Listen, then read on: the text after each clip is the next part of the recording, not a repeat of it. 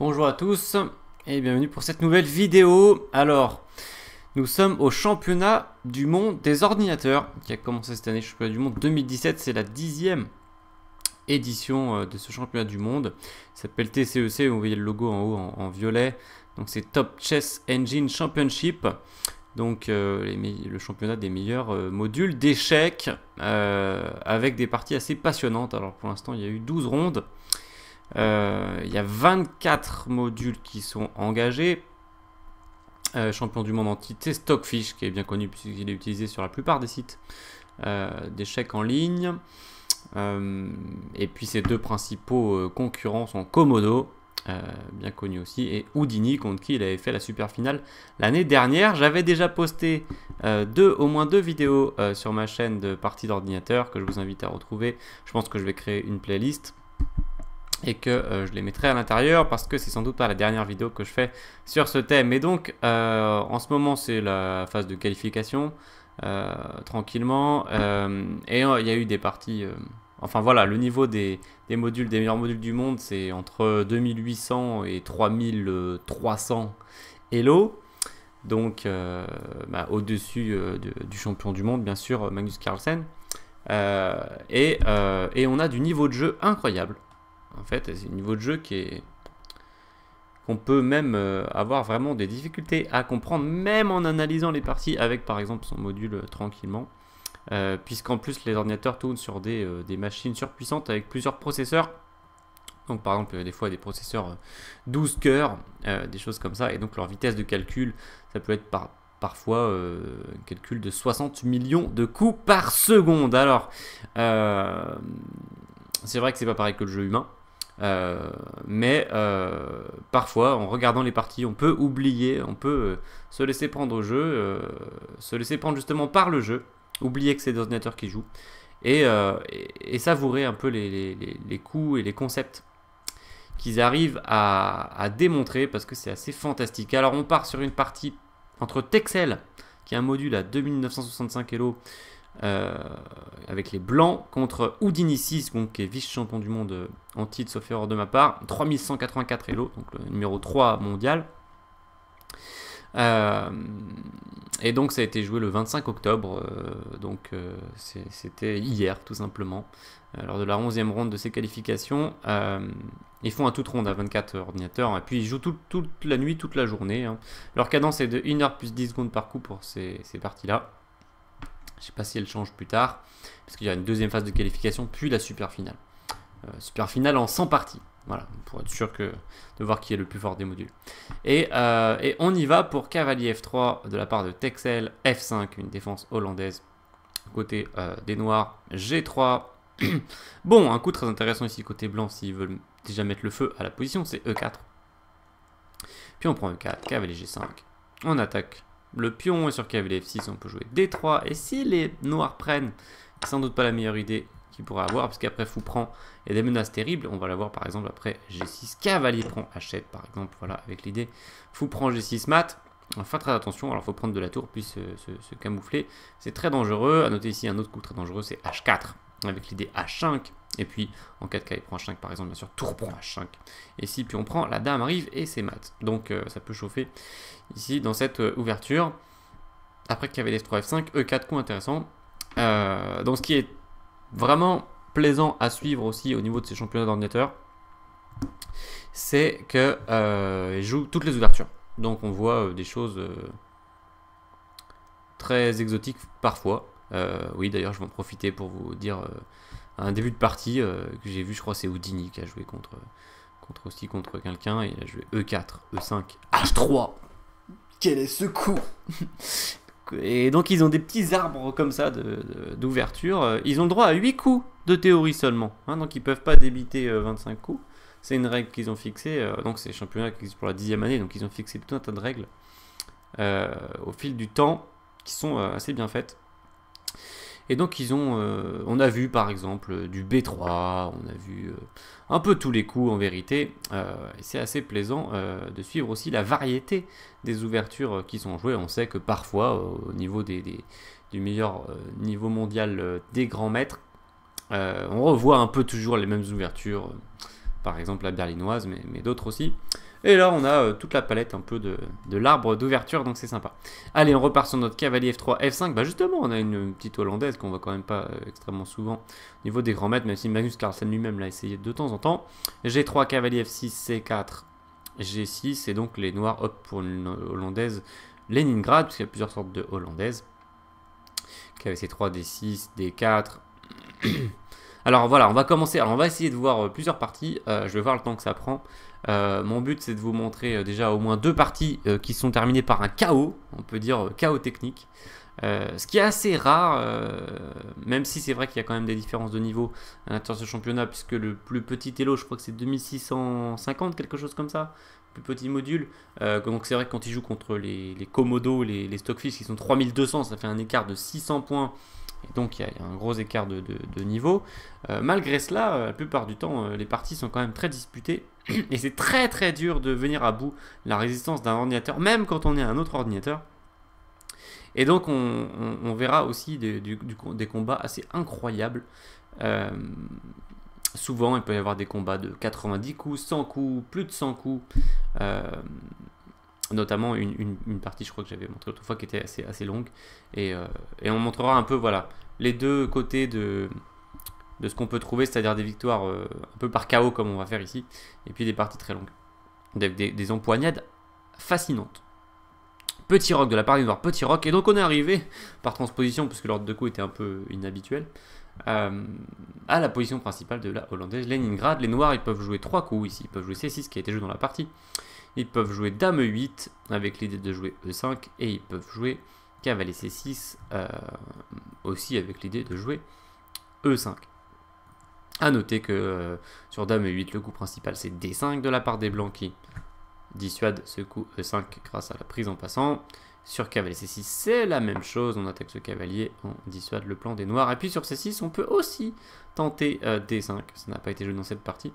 Mais E5, prise en passant, prise B3, et ici on peut montrer ce coup assez intéressant, cavalier E4, qui a l'air tentant côté noir, puisqu'on cloue sur la grande diagonale et on attaque le cavalier, mais en fait c'est pas un très bon coup, puisqu'après cavalier prend E4, fou prend A1, cavalier prend D6. Les blancs ont des très grandes compensations pour la qualité. Et ils ont l'avantage. Donc après C6, dans cette partie, Texel a choisi B3. Houdini a répondu cavalier A6, donc c'est Houdini version 6, hein, donc c'est la dernière version. Si je ne m'abuse. Il y a eu E3, bon, fou B2, c'est une autre ligne qu'on peut rencontrer. Peut-être qu'elle était mieux d'ailleurs, mais Dame C7, D5, justement dans cette idée de ne pas laisser les noirs tranquillement organiser le coup E5. Dans la partie, il y a eu E3, et alors tour E8, fou B2, fou D7, cavalier E2, donc ça joue sur E5, hein, donc les blancs qui contrôlent 3 fois la case, et les noirs qui rajoutent un 3e défenseur pour essayer de jouer ce coup E5. Ici, il y a eu H3 qui laissait l'initiative aux noirs, et donc ils en ont profité pour faire ce E5. À partir de là, Houdini a pris les commandes de la partie, et il en a bien profité. Bon, on pouvait attendre D5 par exemple, même si après prise, tour à C8, les noirs n'ont pas à se plaindre, mais au moins les blancs ont empêché le coup E5 et la position est relativement équilibrée.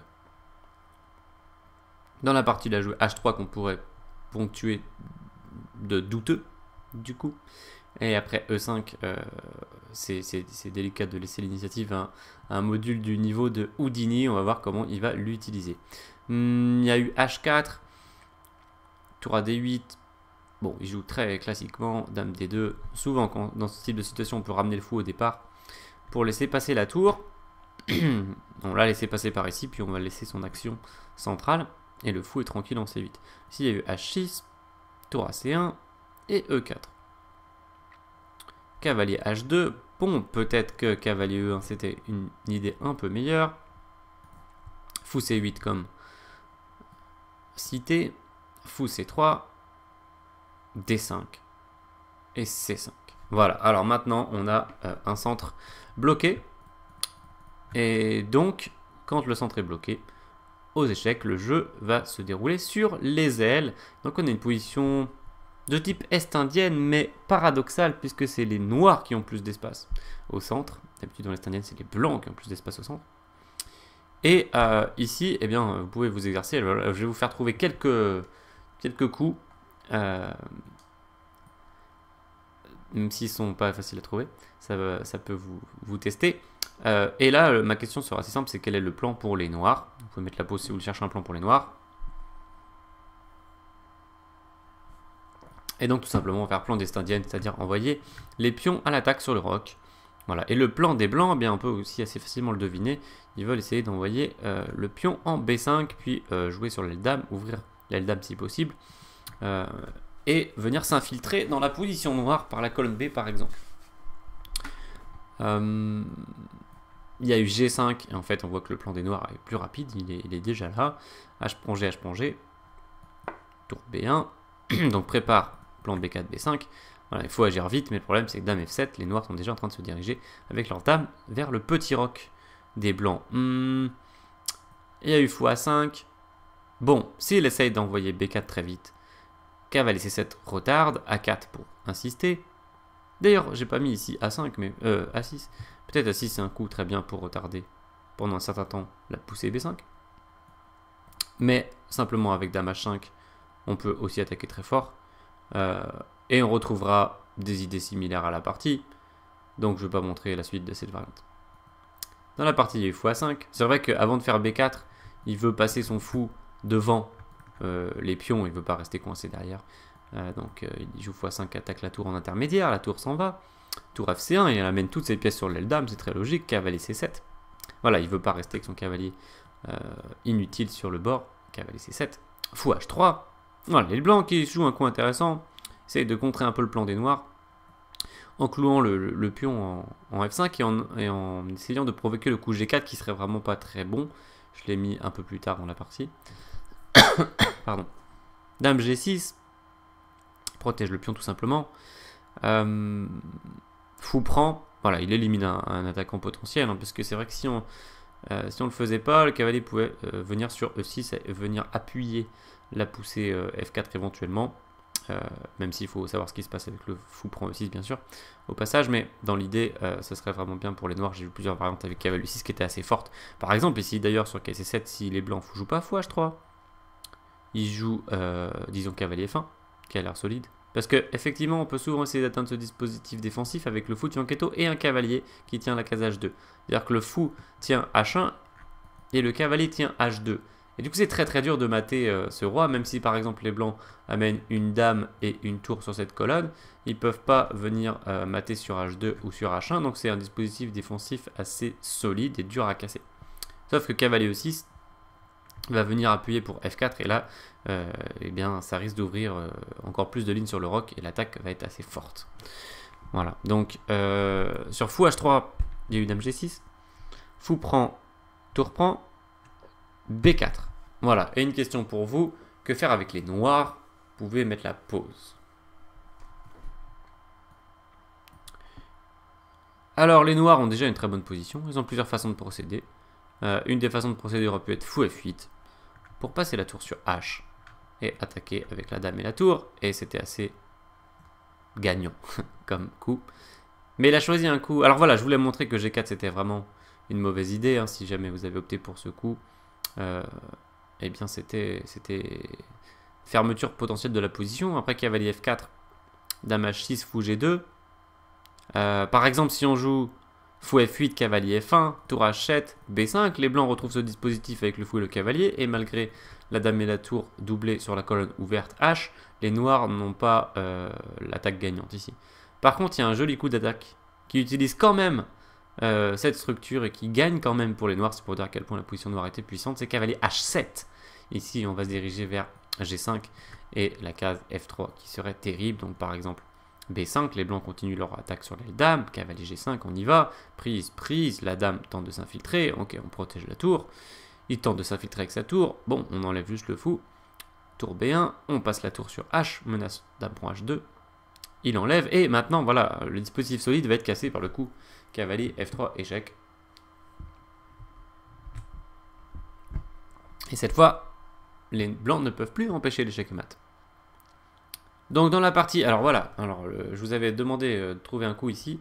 Si vous avez trouvé le coup de l'ordinateur F4, bravo à vous, parce que c'est pas très naturel. pour des schémas d'Est indienne. Et là, il va y avoir une conception fantastique de Houdini. C'est pour ça que je vous montre cette partie.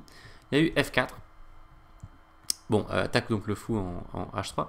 Donc, logiquement, les blancs font fou prend C8.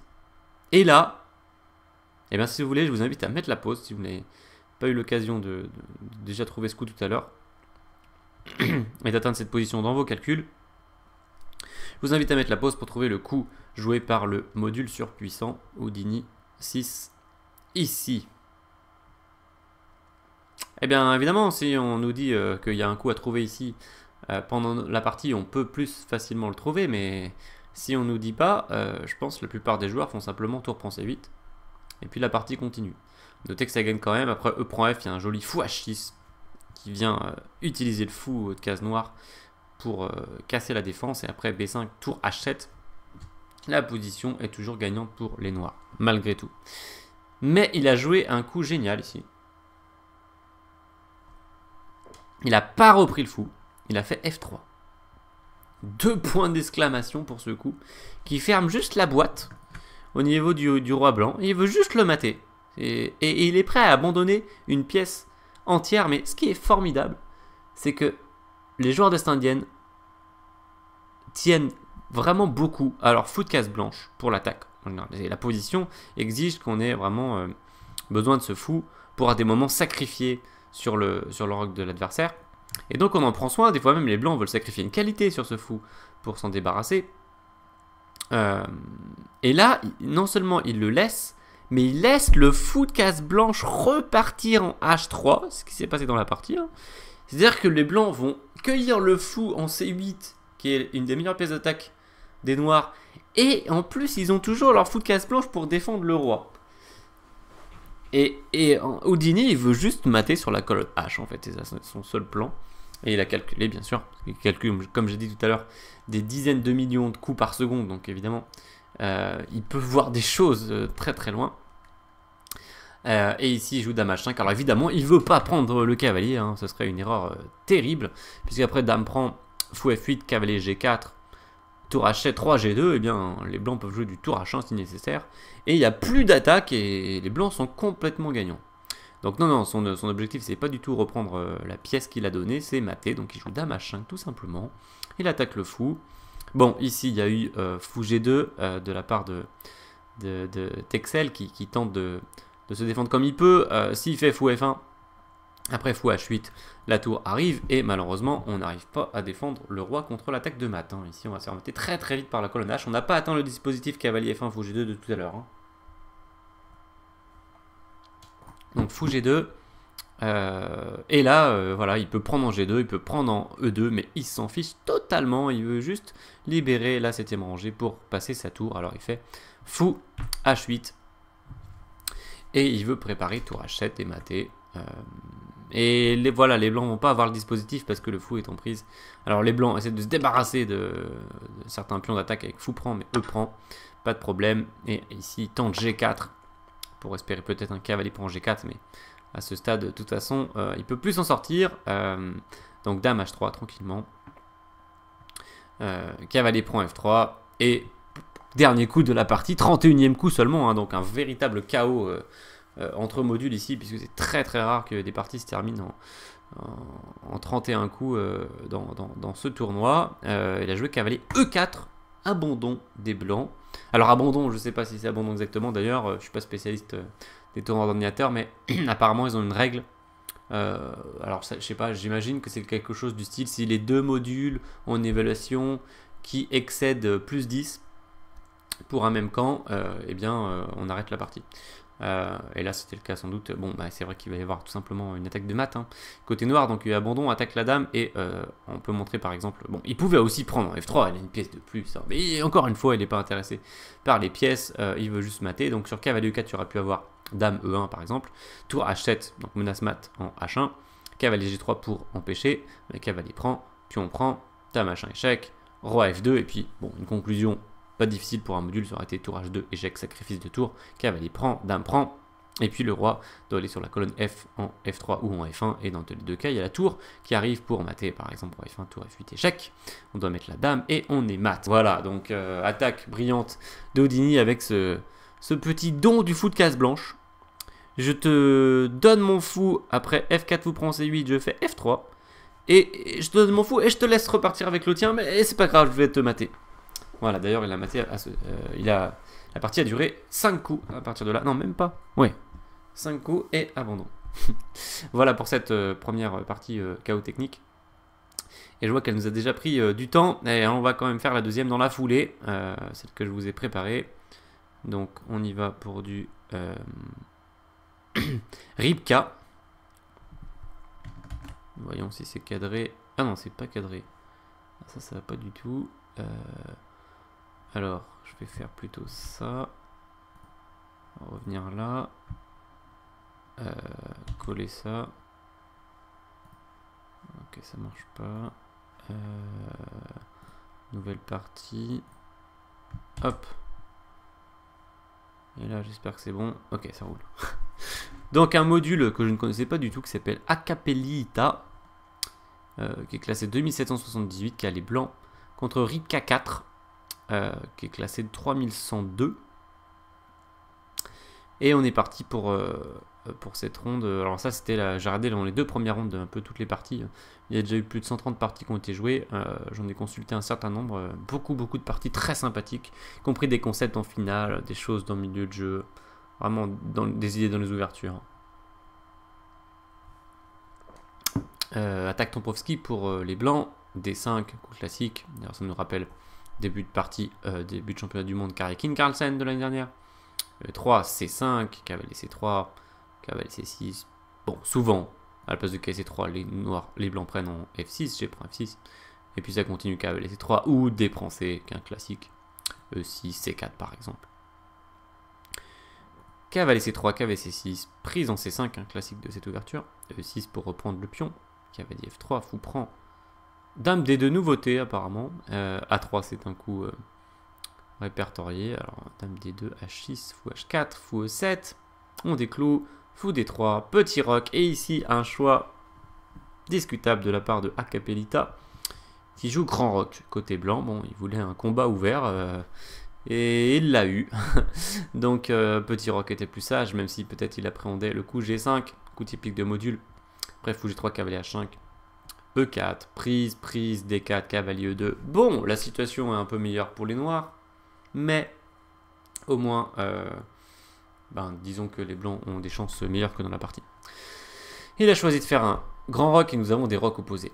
La règle des rocs opposés, c'est attaque puissante sur les rois des deux joueurs, donc la course de vitesse, et on va voir à quelle vitesse ça va aller. Donc assist de la part de Rybka qui bien sûr prépare la poussée offensive B5, dame E1, il crée un vis-à-vis entre la tour et la dame, et Rybka n'en veut pas, il met son fou devant. Roi B1, un coup classique quand on a fait grand roc, on aime bien faire ce coup pour que le roi protège les trois pions, autant que les trois pions ne le protègent. Aussi pour éviter certains problèmes sur la diagonale. H6, C1, B5 de la part de Rybka qui déclenche son attaque. H3, et il veut faire la même chose. Acapellita, donc G4, G5 dans le plan, mais voilà, les noirs sont déjà sur lui. B4, cavalier E2, bon, pas trop le choix ici, malheureusement, si on fait cavalier A4, qui parfois peut être utilisé pour bloquer la poussée du pion A, puisque un des plans principaux des noirs, sur cavalier E2, ce serait par exemple d'envoyer le pion A, puis faire B3 plus tard. Et bien, cavalier A4, malheureusement, ici, il y aurait dame A5, attaque le cavalier, B3, plus ou moins obligatoire, cavalier A7 prépare fou prend, et en fait, c'est une manœuvre qu'on a vue dans la partie précédente, cavalier B2, cavalier B5, et regardez, on vient chercher la case C3 avec du dame prend A2 qui serait terrible. Et en cas de fou prend B5, eh bien c'est pire, parce qu'après A prend B, on retrouve une colonne, c'était H dans la partie d'avant, c'est A cette fois-ci, et l'attaque est mortelle. Donc il y a eu cavalier E2, E5, prise du centre de la part des noirs, fou prend et E4, voilà, il lutte pour le centre, mais D4, les noirs ont pris l'espace. Un peu comme dans la partie d'avant. Entre joueurs humains, on rencontre assez souvent, quand il y a un gros déséquilibre de niveau, le joueur plus fort qui prend plus d'espace. Et bien finalement, on rencontre la même chose dans les parties d'ordinateur. Cavalier G3, fou E6, dame E2, et je vous invite à mettre la pause pour chercher le coup de Rybka qui a les noirs. Attention, ah oui, je précise que vous ne devez pas simplement trouver le premier coup, mais également absolument le deuxième coup de la variante. Alors, eh bien, il a envoyé du fou prend à 2 échecs. Bam, à l'attaque. Pourtant, on pourrait pas penser forcément que ces pièces sont très très bien placées pour attaquer. Hein. Mais il envoie du fou prend à 2 et il a tout, bien sûr, tout calculé, tout prévu longtemps à l'avance. Alors, c'est un sacrifice à moitié positionnel. En fait, je me demande quelle profondeur elle a calculé. C'est extrêmement profond. Souvent, quand on suit les parties en direct, on voit la profondeur en direct. Hein. Ça peut être souvent autour de 30 demi-coups calculés à l'avance, donc équivalent de 15 coups. Donc évidemment, voilà, c'est extrêmement profond. Donc roi prend à 2. Et la pointe que vous deviez avoir prévu si vous avez fait fou prend à 2 échecs, c'est B3 échec. Voilà. C'est le coup qu'il fallait avoir vu. C'est l'idée. Donc il y a eu roi B1 dans la partie. Bon, sur C prend B, c'est assez similaire. Puisque on joue dame à 5 échecs, roi B1, cavalier B4. Attention, on veut arriver sur A2. Et surtout, on aimerait bien fermer la porte d'abord avec un coup de tour en C8.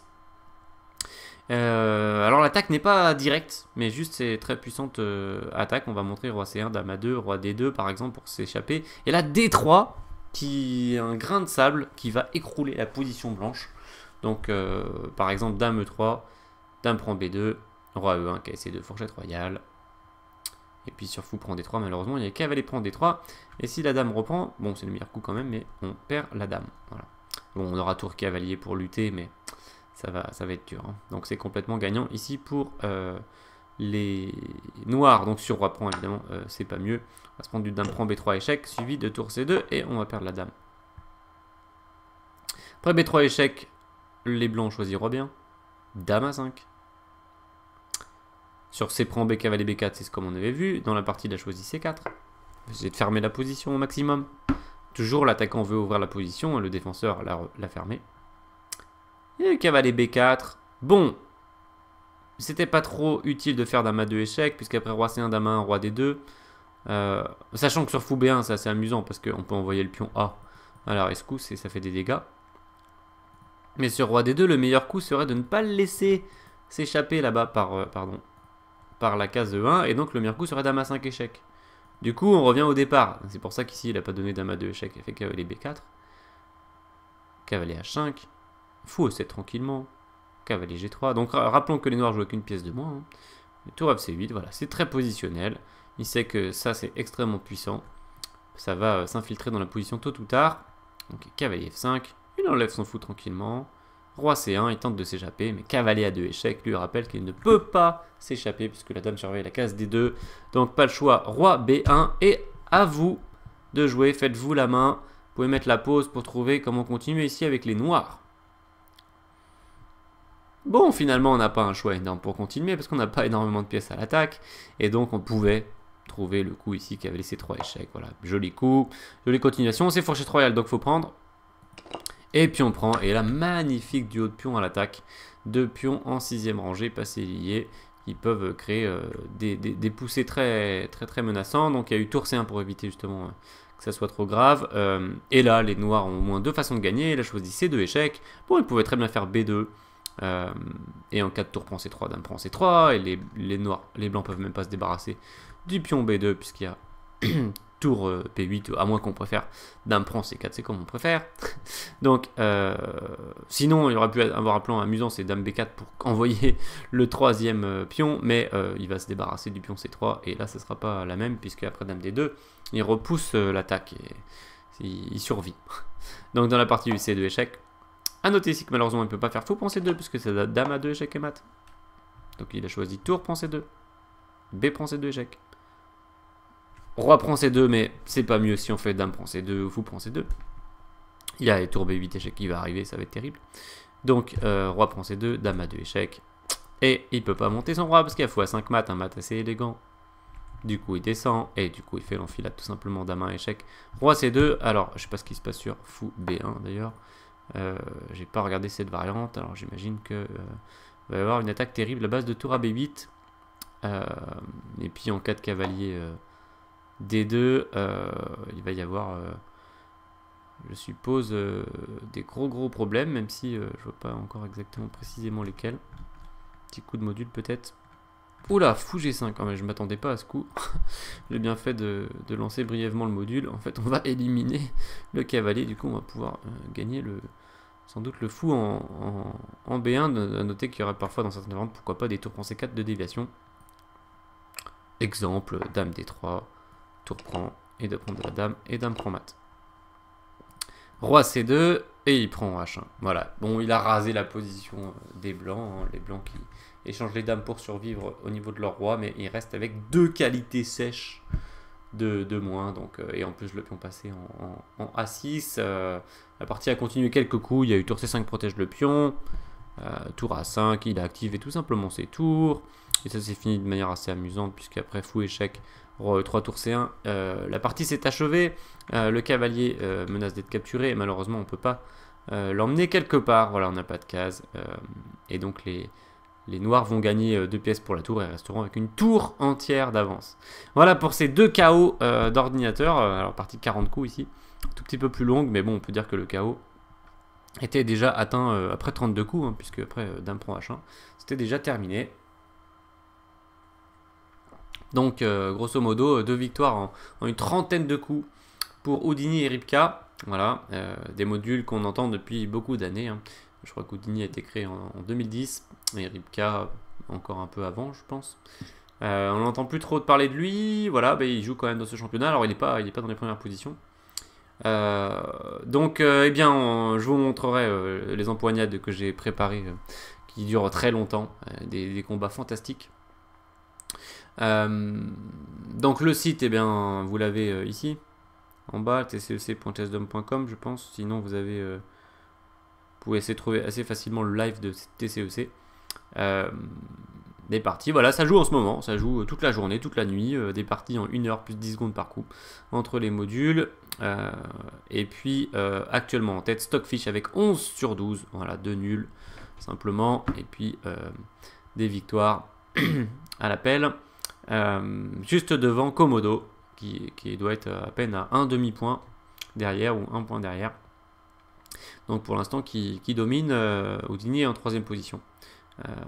Voilà, et puis il y a des modules un peu plus surprenants qu'on n'a pas forcément entendu parler, qui sont pas si loin, qui jouent pas mal. Voilà, j'espère que ça vous a plu, n'hésitez pas à laisser un petit commentaire, à mettre un petit pouce bleu si vous avez aimé, et puis si vous appréciez l'effort, le Tipeee de la chaîne, si vous voulez récompenser toutes ces vidéos qui vous sont proposées gratuitement, hein. Donc elles ne tombent pas du ciel, elles sont le fruit d'un travail. Donc n'hésitez pas à récompenser l'effort avec le Tipeee, vous avez le lien dans la description. Je vous dis à très bientôt pour de nouvelles vidéos. Il y a une partie d'amateur qui est en préparation, et puis on retrouvera ce championnat du monde des ordinateurs qui fait rage et qui, je pense, se terminera au mois de décembre, donc on aura l'occasion d'en reparler. À bientôt, ciao.